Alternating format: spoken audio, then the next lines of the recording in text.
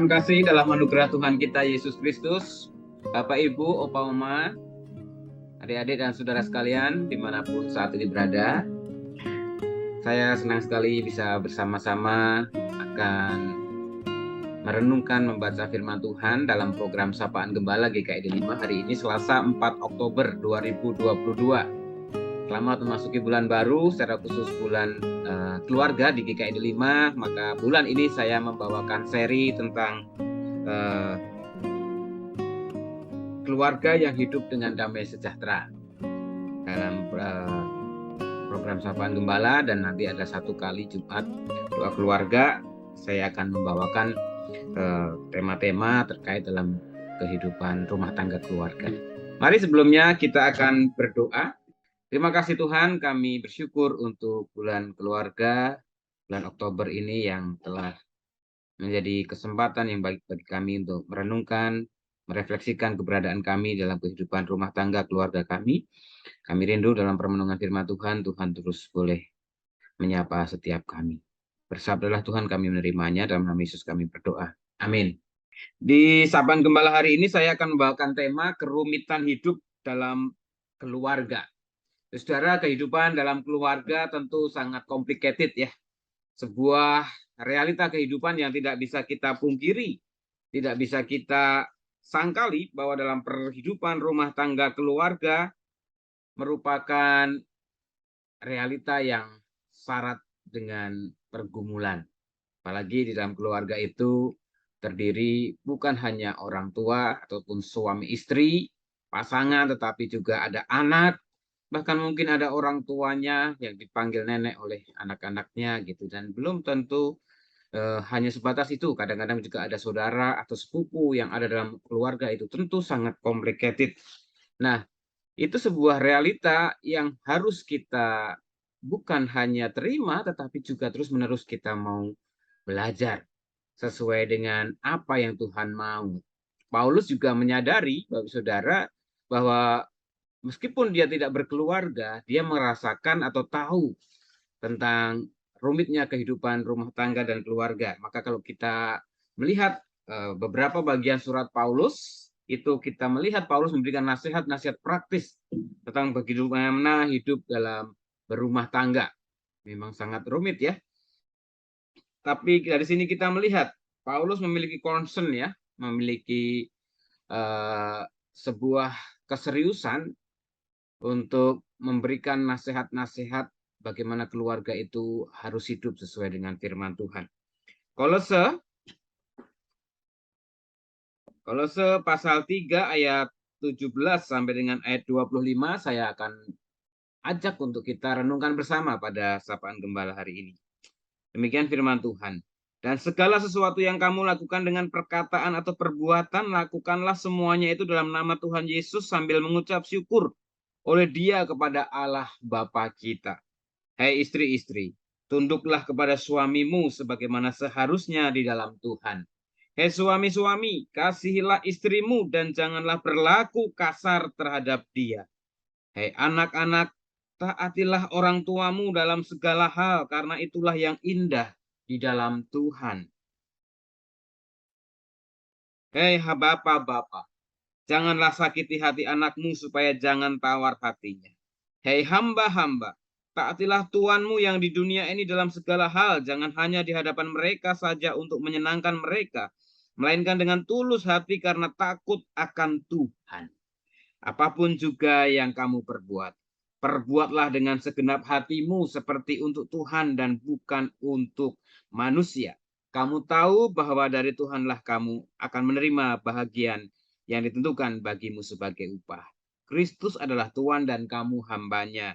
Barang siapa berbuat kesalahan, ia akan menanggung kesalahannya itu, karena Tuhan tidak memandang orang. Nah, demikianlah pembacaan firman Tuhan kita pada hari ini. Baik sekalian, kalau kita mencermati tadi, Paulus memberikan nasihat tentang peran-peran, tugas-tugas, sikap-sikap dalam bagian di dalam keluarga. Ada peran suami, ada peran istri. Ada peran sebagai bapak, ada peran sebagai anak.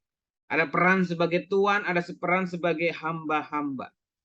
Paulus sangat memberikan sangat terperinci apa yang harus mereka lakukan, kerjakan dengan sikap iman yang tepat. Kalau kita membaca dari ayat 17 tadi, Paulus mengawalinya dengan perkataan bahwa segala sesuatu yang kamu lakukan dengan perkataan, perbuatan, lakukanlah semuanya dalam nama Tuhan Yesus sambil mengucap syukur oleh Dia kepada Allah Bapa. Luar biasa menurut saya, Bapak Ibu. Paulus mengawali nasihatnya kepada orang tua, kepada anak, nasihat kepada para suami, nasihat kepada para istri, nasihat kepada tuan-tuan, nasihat kepada bapak-bapak dengan mengingat, mengawalinya di dalam nama Tuhan Yesus sambil mengucap syukur. Luar biasa menurut saya, Bapak Ibu. Kenapa?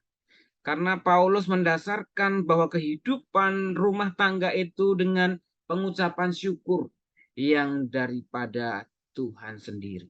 Artinya keluarga itu, rumah tangga itu ada karena anugerah Tuhan yang harus disyukuri, yang harus dimaknai dengan tepat sebagai anugerah Tuhan. Siapapun itu, entah sebagai orang tua, sebagai anak, entah sebagai istri, entah sebagai suami. Bahkan ketika ada hamba, atau mungkin sekarang ya istilahnya ART ya, walaupun kemarin di khotbah minggu kelima saya sampaikan seorang dulos budak itu statusnya itu lebih rendah dari ART zaman sekarang. Tapi mau menunjukkan bahwa ada pihak lain, orang lain yang ada dalam keluarga rumah tangga itu pun juga harus memiliki penghayatan yang sama.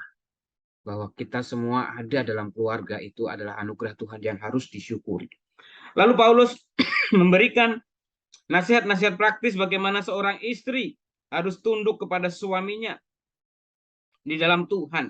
Sedangkan suami-suami juga harus mengasihi istrinya dengan tidak berbuat kasar terhadap mereka. Di era sekarang ini kita tidak bisa memungkiri banyak sekali beban, kesulitan, kehidupan yang menuntut keluarga tidak bisa bergantung hanya kepada seorang suami untuk menafkahi. Banyak istri-istri yang harus ikut bekerja untuk mencukupi kebutuhan keluarganya.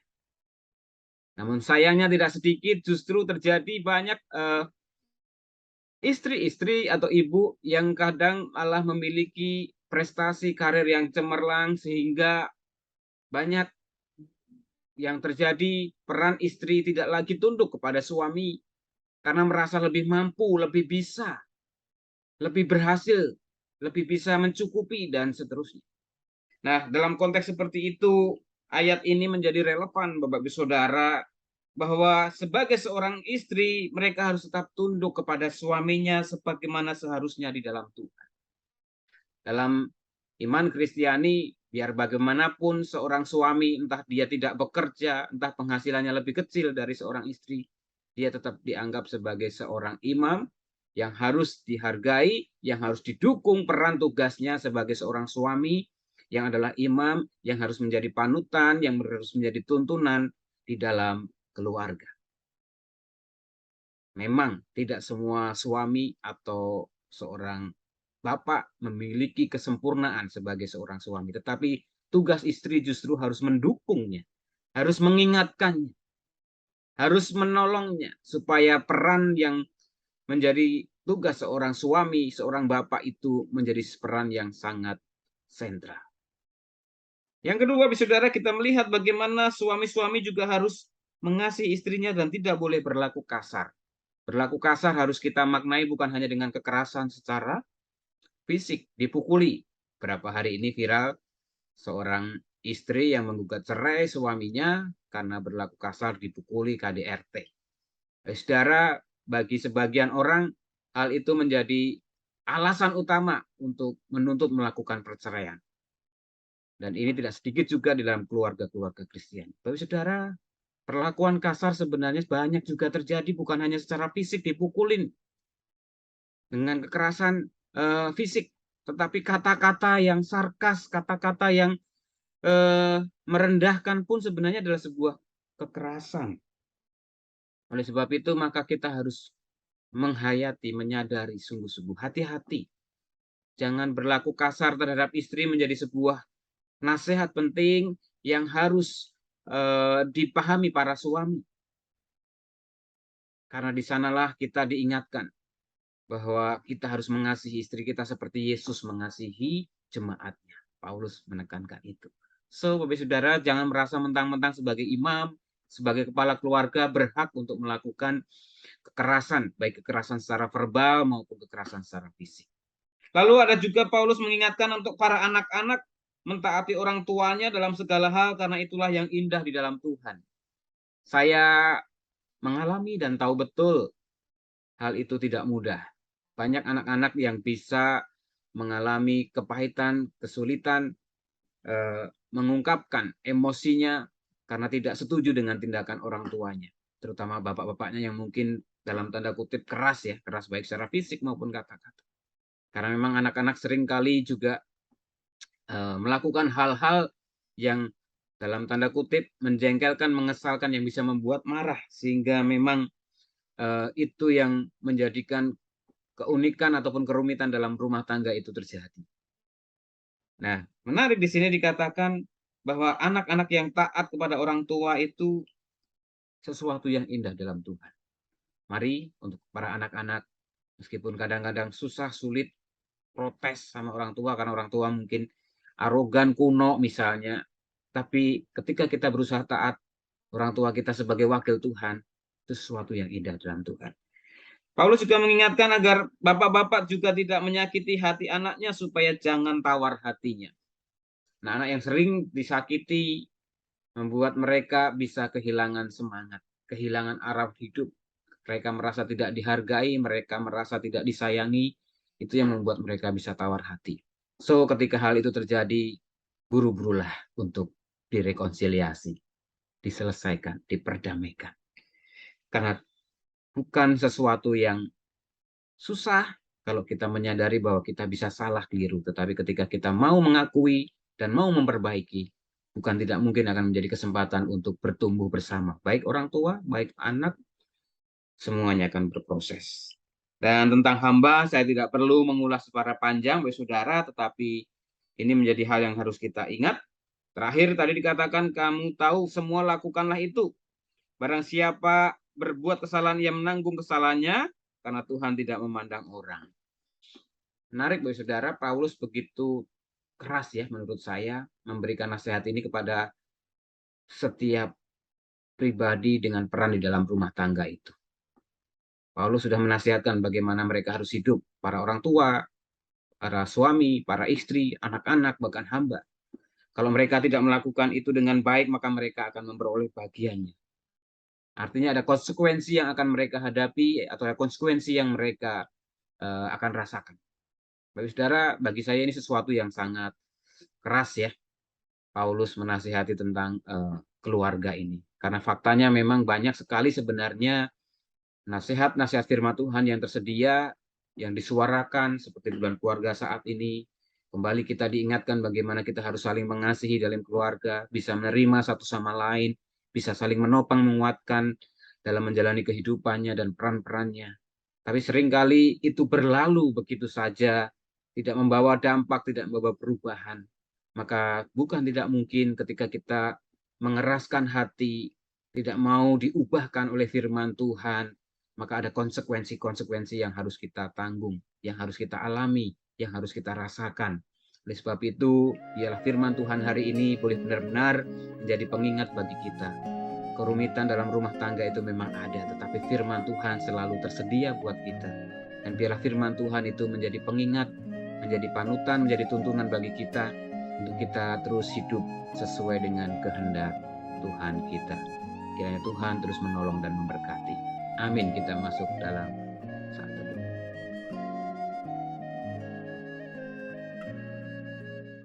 Mari kita berdoa. Kami bersyukur Tuhan, kalau pada hari ini, di bulan keluarga ini, kami sebagai gereja Tuhan, sebagai umat-Mu, diingatkan kembali untuk menghayati keberadaan kami sebagai keluarga-keluarga. Terutama melihat firman Tuhan hari ini, kami diingatkan memang banyak sekali complicated persoalan dalam keluarga. Karena berbagai latar belakang kepentingan, latar belakang masa lalu yang membuat kerumitan dalam rumah tangga itu bisa terjadi. Karena berbagai kesulitan ekonomi, kesulitan pekerjaan ataupun bisnis, belum lagi kebutuhan pembiayaan sekolah anak, belum lagi ketika ada keluarga yang sakit. Tuhan, itu semua membuat beban keluarga teramat berat. Tapi kami rindu Tuhan, Engkau terus boleh terus menyapa, menopang, menguatkan anak-anak-Mu. Kami bersyukur Tuhan untuk segala kasih setiamu yang terus boleh hadir dalam kehidupan kami, dalam keluarga kami, terutama keluarga GKI Delima pada saat ini. Kami mau berdoa untuk saudara-saudara kami yang berulang tahun pada tanggal 4 Oktober. Ada Ibu Endah Harlia Budianti, untuk Nuni Lasmi Wahyuni, Tini Pujono, Lani Mariati, Oscar Ruji Abel, Doni Tionardi, Ivana Orliois Andromeda Sinyal. Kami mendoakan agar saudara-saudara kami ini Tuhan terus dilingkupi dengan sukacita, kebahagiaan, dan damai sejahtera karena limpahan berkat yang daripada Tuhan. Bersama orang-orang terkasih mereka, baik pasangan, anak, orang tua, sahabat keluarga mereka terus boleh menyatakan karya kasih Tuhan untuk mereka saling mengasihi, saling mencintai satu sama lain dalam kehidupan keluarga mereka. Kami juga mendoakan Tuhan untuk rangkaian kegiatan bulan keluarga GKI Delima, untuk outing pada tanggal 8 nanti. Tuhan berkati panitia yang mempersiapkan, yang mengatur segala sesuatunya. Dan Tuhan juga berkati agar acara ini nanti boleh menjadi berkat bagi umat-Mu GKI Delima, untuk terus dikuatkan sebagai gereja Tuhan, dan terus boleh memuliakan Tuhan dalam setiap tugas dan perannya. Kami serahkan juga Tuhan bangsa negara kami, secara khusus tragedi Kanjuruhan di Malang yang menimbulkan banyak korban jiwa. Tentu banyak keluarga yang berduka, bersedih hati kehilangan anggota keluarga mereka. Kami mendoakan agar mereka diberikan kekuatan penghiburan daripada Tuhan. Biarlah ini menjadi pembelajaran bersama bangsa ini Tuhan, negeri kami Tuhan, bahkan dunia persepak bolaan, untuk mereka lebih berhati-hati lagi, terutama dalam mengelola emosi, karena berbagai realita kehidupan yang seringkali tidak seperti yang diharapkan, sehingga orang harus bisa mengendalikan dirinya, mengendalikan emosinya agar tidak menimbulkan korban jiwa. Terima kasih, berkati Presiden kami diberikan hikmat bijaksana dalam membuat setiap kebijakan-kebijakan keputusan untuk bangsa ini Tuhan. Terima kasih, kami menyerahkan doa kami ke dalam tangan-Mu, dan kami bersama-sama menaikkan doa yang Tuhan ajarkan kepada kami. Bapa kami yang di sorga, dikuduskanlah nama-Mu, datanglah kerajaan-Mu, jadilah kehendak-Mu di bumi seperti di sorga. Berikanlah kami pada hari ini makanan kami yang secukupnya, dan ampunilah kami akan segala kesalahan kami seperti kami juga mengampuni orang yang bersalah kepada kami. Dan jangan bawa kami ke dalam pencobaan, tapi lepaskanlah kami daripada yang jahat, karena Engkau yang punya kerajaan dan kuasa dan kemuliaan sampai selama-lamanya. Amin.